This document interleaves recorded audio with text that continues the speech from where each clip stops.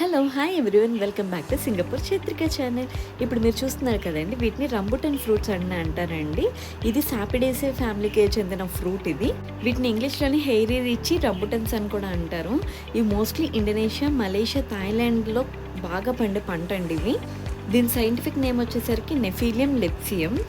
బయట మొత్తం మీకు ముల్లులు ముల్లులుగా రెడ్‌గా కనిపించే ఈ మంచి బ్రైట్‌ఫుల్‌గా కనిపించే ఈ ఫ్రూట్ ఎలా ఉంటదో ఓపెన్ చేసి చూద్దాం ఇప్పుడు ఒక ఫ్రూట్‌నైతే. దాని లోపల సాఫ్ట్‌గా జ్యూసీగా పల్ప్ ఉంటుందండి.